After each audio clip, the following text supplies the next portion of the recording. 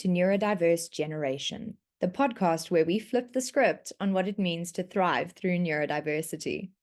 I'm your host, Jenna Evelyn, and today we're diving headfirst into the quirks, creativity, and challenges of the neurodiverse experience. Whether you're here to laugh, learn, or find a little inspiration, you've found your people. Please note that this program may not be suitable for younger viewers due to explicit language and mature themes. Parental guidance is advised. This show is aired for educational purposes. We are not licensed diagnosticians or counselors. Let's get the conversation rolling. Stef du Plessis is a renowned speaker, author, and business strategist, recognized for his innovative approach to leadership and organizational culture. With a career spanning over 2 decades, Stef has worked with diverse industries, helping companies unlock their potential through transformative strategies. His expertise lies in aligning teams and inspiring individuals to embrace change and achieve exceptional results. As the author of several impactful books and a sought-after keynote speaker, Stef combines practical insights with engaging storytelling, making him a favorite amongst audiences worldwide. Today, we're going to dive deep into Stef's journey and explore his insights on driving success in today's dynamic business landscape.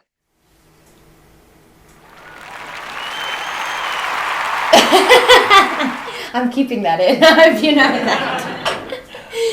So, Stef, you and I had a really interesting conversation a few months ago. I had found, it must have been years ago at this point, hey? Years ago. I had just found out that I have ADHD, and my dad knew that Stef has ADHD. Yeah, we're both correct. Stef has ADHD, and so we thought, let's go sit down, have a coffee together, talk about it. Maybe I can get some tips from him. And I think Stef was more upset with how that conversation went down than I was, to be honest. Upset how? Not disappointed, shall I say? Yeah, I don't think I told you anything. No. Just as I'm not sure I'm going to tell you anything now, but it was a good conversation. I just didn't think I told you anything. And you said we both have ADHD. We don't. I am way more complex than ADHD. Don't underlabel me. Love that. But ADHD is one of the things I think that I have. One of the screws. A bit of PTSD, a bit of ADHD, a bit of other stuff. Dyslexia. But here we are. Massive dyslexia, severe dyslexia, that presents in weird ways. Yeah. Everything I have presents in ways other than with normal people. So every time I see a therapist, I'm trying to get them to tell me that I'm special, because everything with me is more special, and they always tell me that the person they saw before me and after me are no different, but I disagree. I also get offended I when my have therapist a special dose of everything. Anyway, my dyslexia presents different to the norm, but that's not what we were talking about. So, I don't know. I got a lot from that conversation, because I think a lot of the discussion that we have around ADHD isn't so much about, okay, this is the manual, this is how I did it, and it's going to be a copy and paste thing for you, because it is such a unique individual experience. But you have a lot of insight, particularly into like building a successful business. I don't even want to say in spite of, because in some ways, don't you think it could be because of this ADHD? I don't know, and let's not go totally deep and philosophical here. I don't know, because as with all labels, I think that labels sometimes mislabels things, and I don't know that there's a cookie cutter template. Yes. But I recently started working with a new client company, and the CEO is one of the most remarkable CEOs I have ever met, and I've met many. He is a chartered accountant, which means he can pay attention. He doesn't work as a chartered accountant, but he puts CASA behind his name, and which means he can pay attention to detail. But he's off the scale with near manic energy that I just have never seen, and he channels it, and he focuses it, and he personally replies to emails within hours. Wow.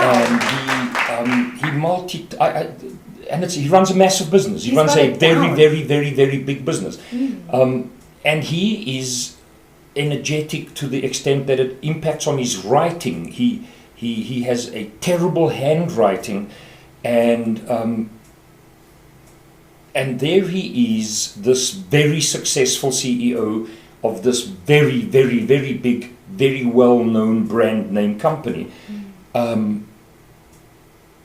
So as I've met people, CEOs of companies, but people in my line of work, people that I hang out with, I have encountered many folk who have leveraged their ADHD or leveraged other challenges that they face. And just so I have met folk who have become paralyzed by it, the extent to which it is their excuse for not having stepped up. Yeah. But again, I'm off the point. No, I love where that's going. And let me go back to the beginning. When and how did you discover that you were neurodiverse?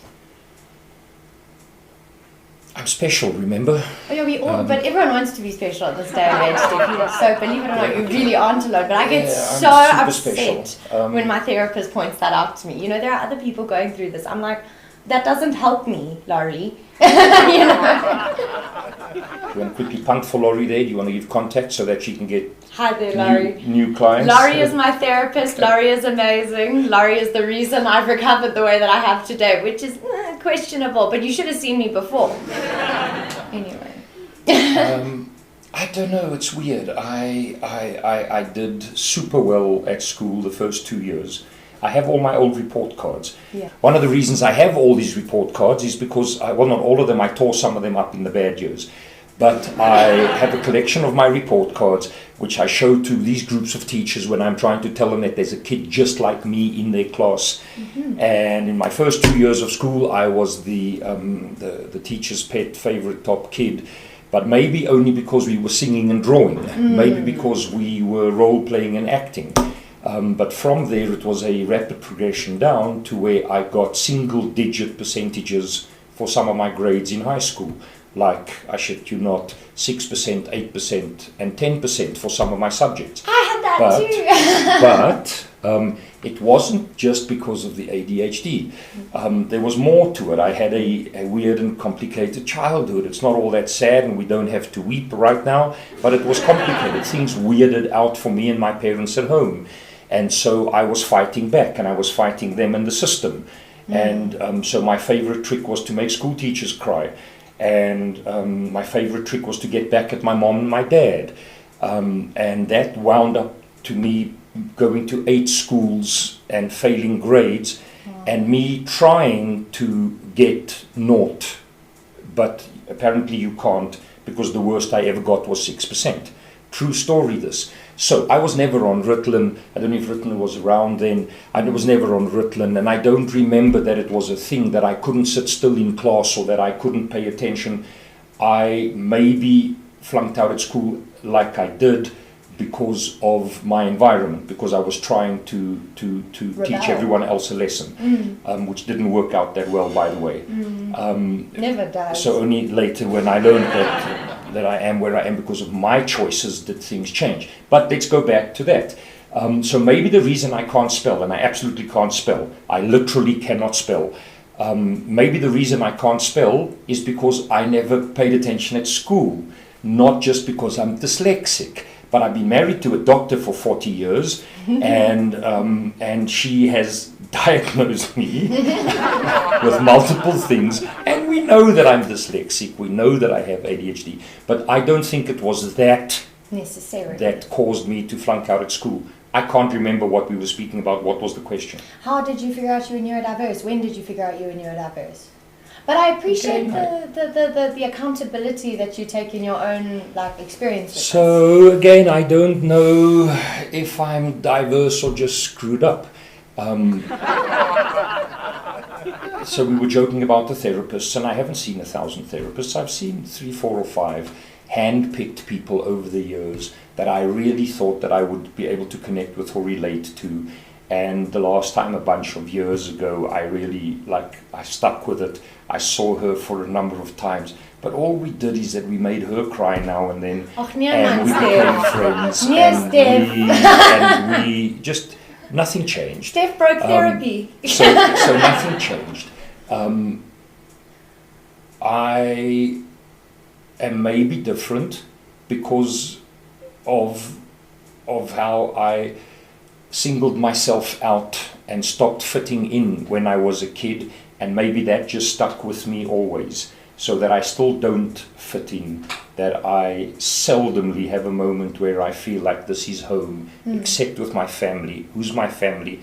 I mentioned this for context. Not like my broader family and cousins and uncles and aunts. I have none of those. I have, but we parted ways a long time ago when my parents got weird and they like sort of excluded us, like we were ousted. Because religion was at the corner of my parents going weird. So when it got weird enough, our families on both their sides sort of walked away. So when I say family, my wife of 40 years, the one who redeemed me, I so lucked out. If it was not for that, I don't know what I would have done or what I would have become. We like to call Maureen the best part of Stef. Well, she is. People tolerate me because of her. But here's the truth. It's true that you can truly, and these are not my words, I'm stealing them from Viktor Frankl, that you can unleash the potential of another human through the single mere act of believing in them. So just in case this might benefit anyone out there, when I met her in my mid-20s, I was a dud when I met her in my mid-20s, and she had just graduated as a doctor, worked her way through medical school by working as a waitress 6 nights a week. When she picked me, she should have been dating a young surgeon, but she picked me, and I can't remember ever in the 45 years we've known each other, I can't remember her ever telling me that she believes in me, but how she behaves, shouts it out so loudly that I know, and that was a massive evolution for me. I'm trying to get back to the point here. So how did I know I was diverse? I just never fit in. I just never ever fit in. I was at a really awesome comedy show on the weekend. Mark Lotteram. Oh yes! His new show where he speaks. In the first half of his show it's just stand up. So I laughed. In the second half of his show, he speaks about his own life story, and I didn't laugh. Everyone else laughed because it was funny, but he really spoke to my soul, and he spoke to me about how he slouched through school so that he wouldn't be identified as gay, because he was struggling with his identity. Wow. I slouched through school because I didn't know which church or which religion we later believed to, so I hid from that. So did I ever know that I was diverse? No, I just always knew that I never fit in. Yeah. Do I know today that I'm weird? Everyone knows that I'm weird. I'm an acquired taste. I have a very small group of very close people, and people who work with me always joke that when two people who work with me around me meet each other, they would say, "Do you speak Stef?" And the other one will say, "Yes, I speak Stef." And then they know that they can get along. No, it's a serious thing. It's a whole thing. Small group of people who speak Stef, and they get me. But other than that, I'm different. Just can't remember when I realized that. You know, I identify so much with like a lot of your story and a lot of what you've been through, because I also went through the whole, I mean, for me it really was, I was coming out as bisexual, which only happened when I was 18. I was neurodiverse, undiagnosed. There was so many things going on there. But I was also struggling with the religious side of it, having been, you know, raised in the old apostolic church, and this is, you know, my mother raised me to know God, but this just didn't make sense to me. It didn't add up. There were too many questions that couldn't be answered, and I don't believe in blind faith. Well, you lucked out because you were raised in one religion, in one denomination. Yes. those of us who had a bouquet of not only denominations but religions, Oh, wow. it became weird. Yeah, it became sounds a very bit weird. like a cult. Yeah, there was some of that. I love that, Stef. I think it's added to your neurospiciness, to be fair. How has ADHD shaped your journey as a thought leader and speaker in employee engagement and workplace culture? So those are the posh words that you got off my website, employee engagement and workplace culture. Yes, exactly. So AI helps me. what I do, did AI tell you that I was famous? What I have to do is package my offering in clusters that decision makers in organizations will look at it and say, oh yeah, okay, that's what we need. But what I do is really broader than employee engagement and workplace culture. So one of the big domains that I really work in is helping people to find a reason, a compelling reason to want to show up and do their job properly. And that reason has got nothing to do with shareholders or customers. It has to do with how broken they are at the end of the day when they go home, because when your job sucks, your life sucks. And if you can get to do your job in a way that makes the place where you work better, you can go home less broken and do the things that matter. So, how does this help me doing that?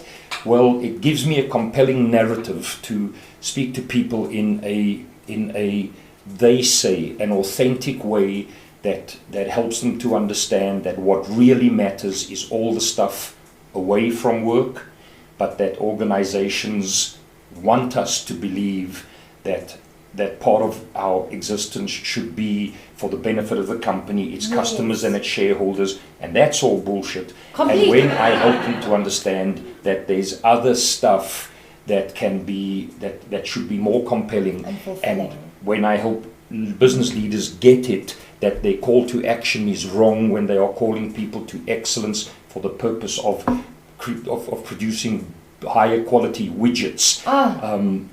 So how my story has helped me, because my story helps people to realize, they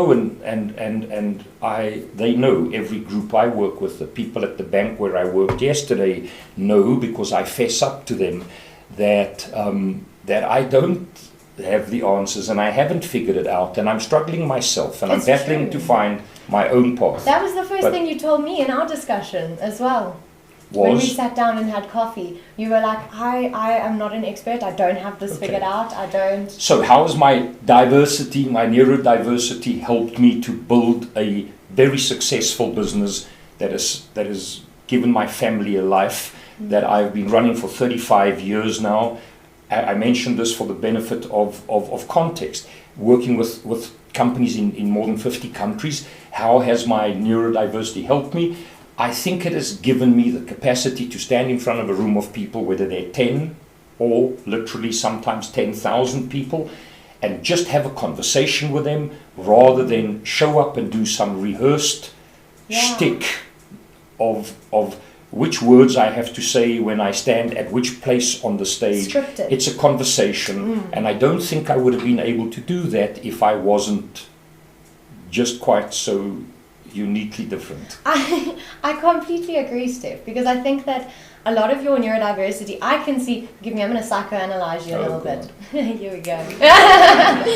No, I can see the way that you almost deconstruct your thoughts, translate them into English everyone else understands, and then lay it out in a structured way. But that incredible way of thinking is what makes you so good, I think, at what you do. It does and it doesn't, because it becomes too much. I'm obsessed with detail. I hyper-focus the extent to which I can get sucked into a tiny issue. I read the contracts I sign. Sometimes the contracts I sign for big interventions in companies. You read the terms and conditions? I read the terms and conditions. Slowly and meticulously, but I read the terms and conditions. And then and sometimes these are 50-page contracts drafted by legal teams. And then I will find the pieces that don't work for my model, and we will reframe them and unpack them, but it can suck me in and it tires the people around me out. So, this is said in this is not said in jest, but it's said in good spirit. So the people who care enough to know me well enough, oh, this is so arrogant, know that I am typically right. I am typically, when I look at something and I say it shouldn't be like that, it should be like that, typically I end up being right. And my now adult kids recognize that. But that's frustrating because it makes it complicated for everyone else. Typically right about what? Typically right about, I was watching Monk. Does anyone watch Monk? I'm watching Monk now. I've seen it. It's on my watch list. So he's in the bar and he doesn't drink, but the bottle of whiskey is that much higher in level than the other bottles. So he orders a shot of whiskey so that the bottles can be at the same height. Or even. That obsession has benefited me to build a successful business, but at the same time it makes it more difficult, it slows it down, it complicates it for the people around me. So the people on my team stay for long. People on my team now have been here for more than a decade. I was with somebody yesterday that was on my team previously. She was with me for almost 15 years. Once you speak, Stef, once we figure it out, it really works, but it is complicated. A bike. It comes right back to you. But it is complicated. Yeah. And I don't remember the question, but that was the answer. No, I love that. There was something that I Oh, you were saying deconstructing my thoughts. Yes. It is tiring, and it is exhausting. So someone would say to me, so why don't you change it? Oh, if only. If only. It's exhausting. But it has an upside. Would I want to be any other way? No. Would I have wanted any other life? Like, I'm old now, I can say this. I turned 65 a week ago, so I'm past retirement age. If I worked for a company, I wouldn't be able to hold down a job anymore. I'm past retirement age. So I've contemplated this. I'm trying to pursue a better life. Since I met her, I've been trying to figure stuff out. Would I have wanted anything to be different? Even my childhood, I can't speak for. Yeah, I would have wanted my childhood to be better, happier. But all the other stuff, like hell no. It's been good.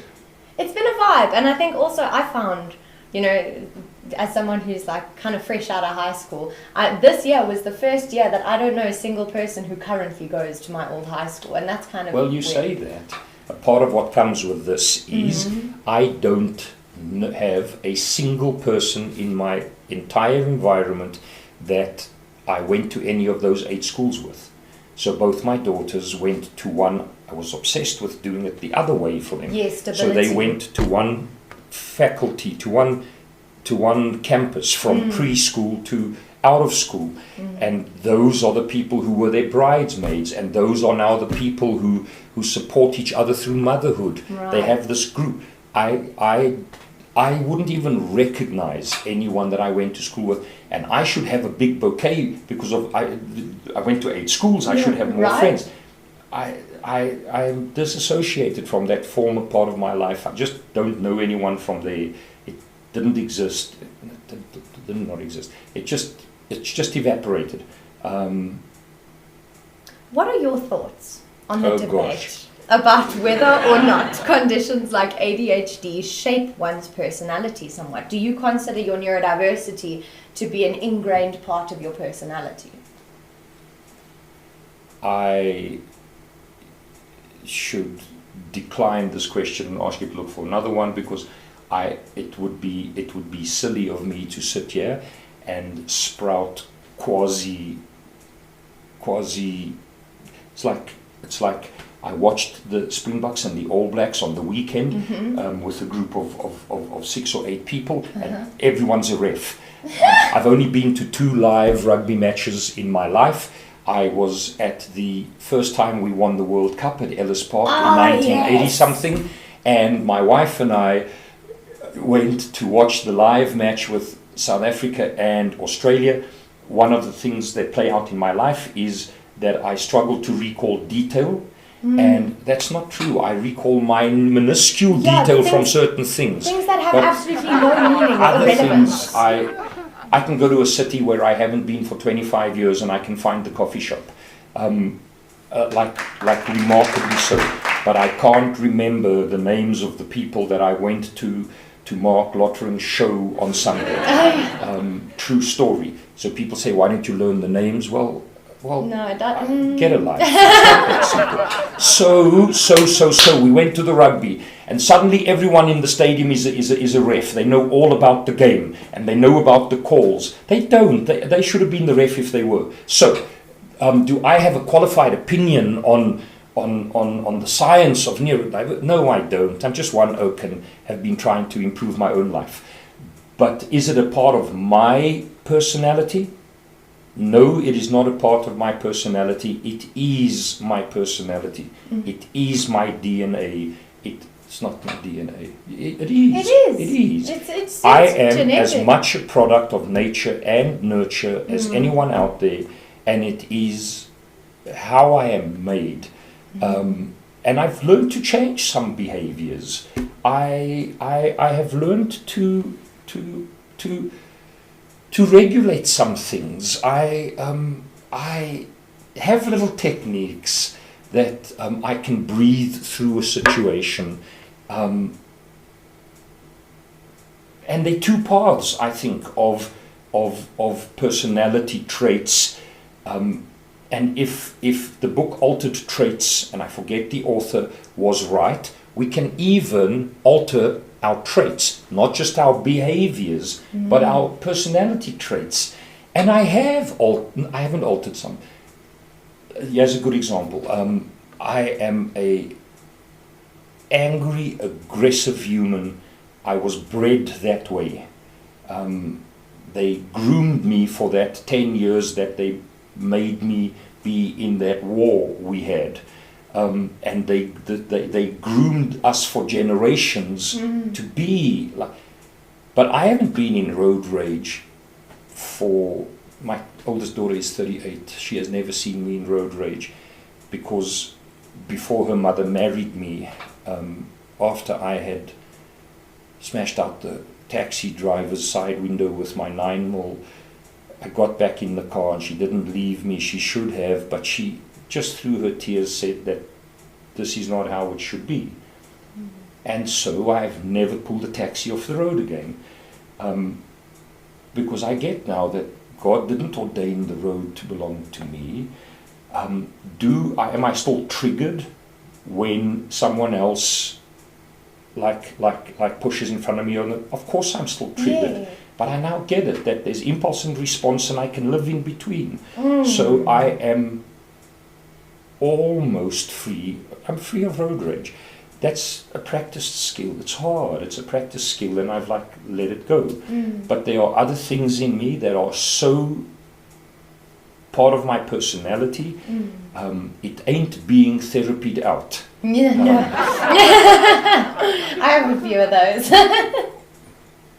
I was just thinking, actually, when you were talking about the whiskey bottles. Oh, do I mock therapy? Hell no.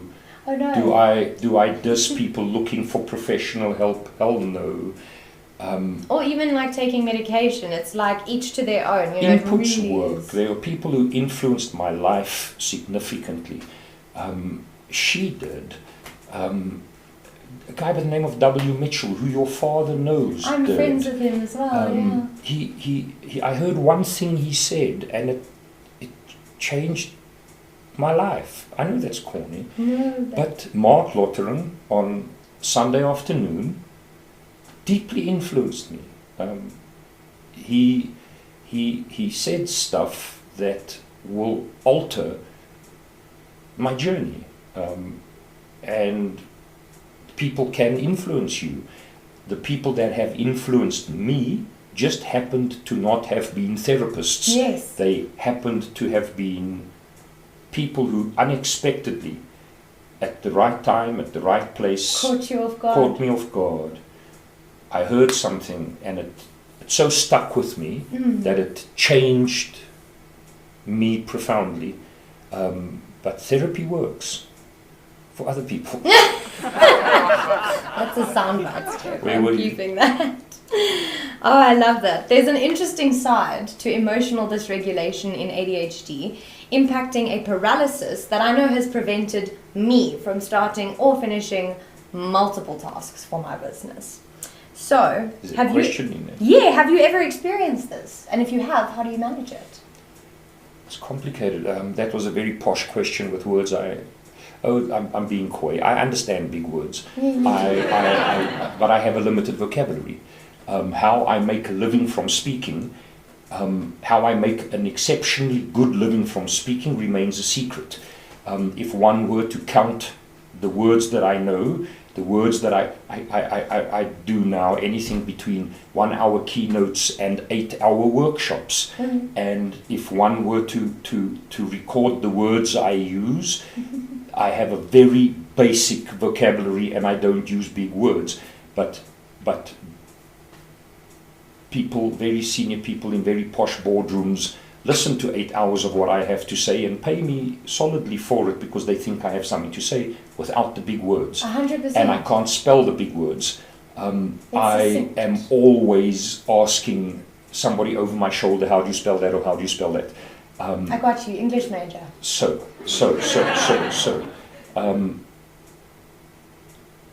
Ask me again. Have you ever experienced that paralysis with emotional dysregulation? It's complicated. I think there are two clusters here. I need to exercise. I cannot. I'm too weak, too slothful to discipline myself to make exercise a habit. This is for context, so there's no pose intended. Men of my age, of my color in this country went to the army. I stayed there for a long time because I had nowhere else to go and I suddenly became good at it. So I cracked it there and I ended up in elite units commanding other men in elite units. I tell you that because I could then physically pull myself together, but I can't get myself to make exercise a habit. So, is that? Can I blame my diversity for that? I don't know. I really don't either. But I work harder than people half my age. Often I mentor other speakers and trainers. Sometimes they come on the road with me. Somebody half my age will come on the road with me and pack it in after 2 days because they can't handle my pace. I work like a machine, and that takes discipline. So in the one hand, I can Create structure for yourself. create structure for myself. I can get up at 4 o'clock in the morning. I've done almost 4,000 paid engagements. I have never been late for one. Wow. So I can discipline myself. Oh, and they would be in different countries on different days. I can get up at 4 in the morning, but can I get up at 4 in the morning to go to the gym? No. So Yes. has my diversity influenced my capacity to be disciplined and execute? Yes and no. There are things that I put off. I am a starter, not a finisher. Yeah. That's interesting. But then again, I have finished things. Yes. I finished the selection courses to get me the badges back then. There are aspects of my life where I am the most disciplined person that people know, and there are aspects of my life where I am slothful, and I can't see compatibility between the two. Yeah, I'm much the same. It's nice to know I'm not the only one, to be fair. Remember, I want to be the only one, so because I'm different and unique. So don't encroach Stef on is my weirdness. special. I am special. I am different. I'll tell you what, we'll get you a badge that says #1 weirdo. Yeah. Alright, with the NDJ logo My kids on it. have been giving me badges since when they could draw and write. Oh, please. It's a thing. It's a thing. 100%. I was also thinking about when you were talking about the whiskey bottles and the even amounts. I have a funny thing where I have to step diagonally on tiles. I can't step on this one and then this one and then that one. I have to go this one, then that one, and then that one. So it really upsets me if they're not all the same size. So I don't lock and unlock the door 16 times. I don't have to touch the pillars that I walk past like monk, and I don't have to step on the tiles like you, but everything I own is labeled. Everything is in its place. My books are color-coded by size. I love that! You don't see it on this bookshelf, but there you see. These are the blue books and there are the white ones. Oh, wow. But there's the red ones. There's a... you know, we can't even do this, seeing as we are here in the studio. Yeah, we might as well, You stay right there. Okay. You stay right there. Okay. You stay right there. But we can do this. We can do this. And there you can see my color-coded books by size, by color. Now that's not really one of my weird things, because I did that for the studio so that it looks catchy on camera. Right. But everything I own is labeled. My backpack is like a go bag. It is ready to go. Apocalypse ready. Apocalypse ready. But I am not a conspiracy theorist. I don't have crates of bully beef in. No, I'm type A off the charts. That was a joke, wasn't it? Yes. I'm an A-type personality off the charts. But I don't have a stockpile of bully beef for the apocalypse. Why not? Because I'm not a conspiracy theorist. So my go bag is not for the conspiracy. It's so that I don't have to pack and unpack my backpack every day before I take a trip. So that I can go on a flight and I can go away from home for 1 day or 2 days, and my backpack is packed. It's got all the stuff in it. It's got backups of everything in it. Yes. I have backups of backups. So that when I'm at a venue trying to do my job, for which they pay me a lot of money, and one of their cables don't work, I have 2 that can work, and they are labeled, and they're in a container, and they are, so it manifests in different ways, and there are pros and cons. That's fabulous. I really, really like that. You were mentioning the fact that your hyperfocus and that is incredibly draining and exhausting for you, right? So how do you navigate balancing and like ADHD related hyperfocus with maintaining a work-life balance? Because you love your family, you love Maureen. We can see that in the way you discuss and talk about this, and you create. Could all be bullshit. It could be. Could be a narrative. Could be. Could be. It isn't, but it could be. So the people who really know us know that it's true. I don't think that has got anything to do with my ADHD, how I compartmentalize work-life balance. I do only 2 things. Only 2 things. I do work and I do family. I don't have hobbies, but I am making myself more conscious of the fact that I do have a hobby. I have a hobby of cooking, which I learned to do after that car ran my wife down 18 years ago, and she couldn't walk for 6 months. No. And I didn't cook so that we could eat. We could eat takeaways. I cooked so that people would come to our house to visit her, because otherwise the house would be empty and they wouldn't be able to visit her. So I learned to cook, and now it's a thing. People who know me know that I can cook. What has that got to do with anything? It's a hobby, and now I have to admit that I have a hobby. See, I have a hobby. But people who know me well have always said, don't commit yourself only to your work and only to your family, because there's going to come a time, round about now in my life, when I am on the other side of my career. And then if I don't have hobbies and circles of friends, I am going to be at a disadvantage. But I have never paid attention to that, and I have only 2 things. I have work and I have family and I have cooking. And for my entire adult life, it's been that way. But this has got nothing to do with my neurodiversity, and it's got nothing to do with work-life balance. It was a conscious choice. I didn't want to screw up my kids. So now I just overcompensated, and I screwed them up in other ways. Yeah, but that's usually what happens. But I did.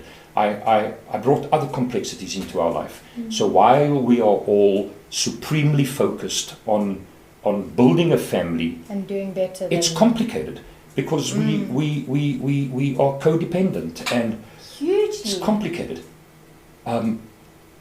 My family was a choice. I was going to build a family. So the fact is that to me, my family comes before all else. I will take their call in the middle of a keynote presentation. How do I do that? I carry 2 phones. The one is always on, and only they have the number. And it's an emergency phone. And sure, now and then I get a missed call on it. But that doesn't happen much. So after the car ran Maureen down those 18 years ago, when I was working in Tanzania, Jess, then in grade 10 or so, could phone me and in the middle of a workshop with an executive management team of one of Africa's biggest companies, I could take the call. And sometimes those execs don't like it, and then they have to find someone else to work with. I will do anything for them at any time, always, which screws things up because they haven't learned real coping skills, because I have solved everything for them. They are not needy and they are not weak, but I overdid that. It is not a function of my ADHD or a acquired skill that allows me to have work-life balance. Oh, I don't have work-life balance. I have work-life integration. Oh, okay.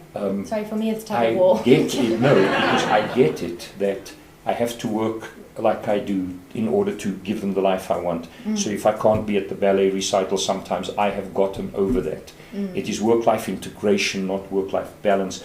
I'm waffling. Let me try and get to the point and close this one off. No, I love that. This is an ADHD podcast, Stef. This is the losing the train of thought thing. Oh, and if anyone is watching and wondering, like, is that, like, seriously, this oak gets paid to stand in front of a room, but he can't string two sentences together? Yeah, that's how you are experiencing me here, is how I present to 10 or 10,000 people, and it's how I've made a living. And there is a small little corner of the market where people prefer this over slick.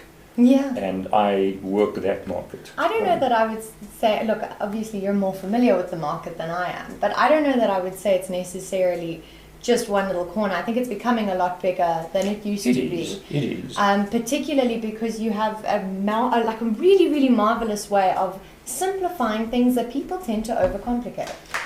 I'm not getting sick. I was with a colleague and friend at a client company yesterday. I brought him in to do a piece of work that I couldn't do, Sipiwe Moyo, and he is a magnificent keynoter. And next month I'm taking Joey Evans into that company with me, who is a magnificent keynoter. And I mentioned them because specifically Joey has got one keynote. And if you listen to it today and listen to it tomorrow, it is exactly the same keynote. And it's a one-man show. And that's slick. But he's so good at it. He's very good at it. He is so magnificent at it. And I don't diss that sort of offering. Oh, in between my weird style and Sipiwe and Joey's tight style, that's the wrong word.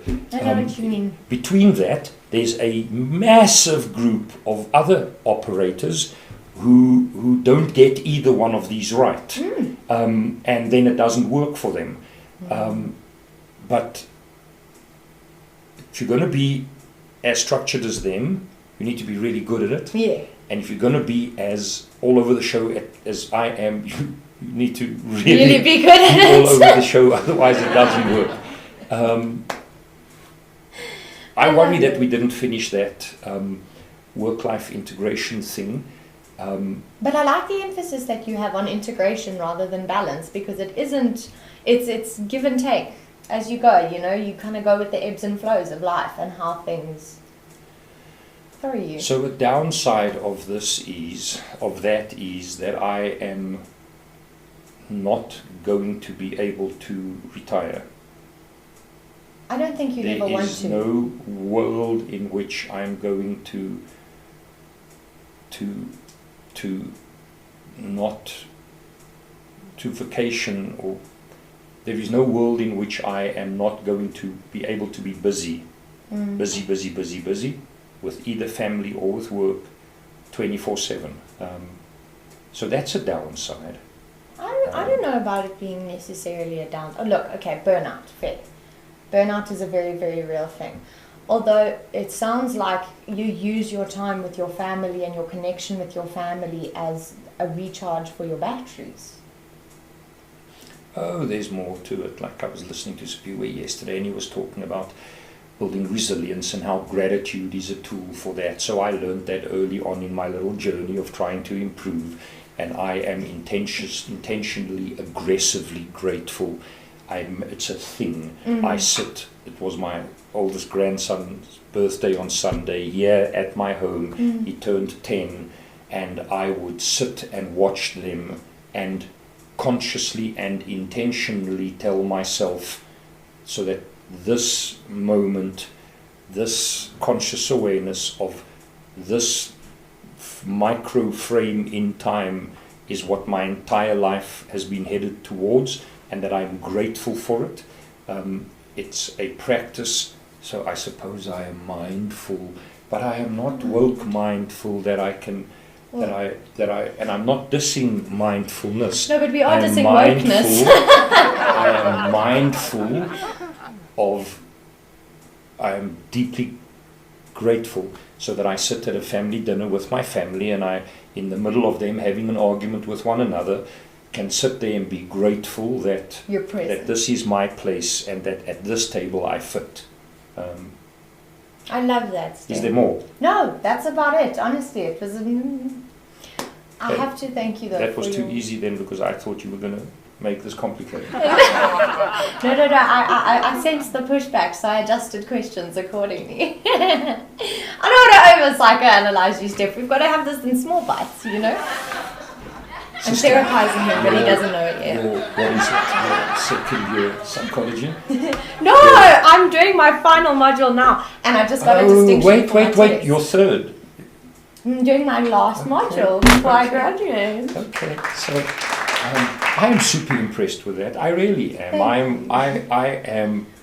Your father and I are mates, but we're good mates, but we're not besties. The extent to which we've been in each other's homes. I mean, I've been at your home, I don't know, 6 times. Yeah. And it's not like I ever really had a relationship with you, but I saw the evolution. I saw some of the tough years. Stef and I would kind of, like, Stef would be there at the house, and I'd kind of just come walking past, sorry to interrupt you, and then we'd kind of just do the, you know, how's it? Stuff. And then but I was there for some of the harder years, and I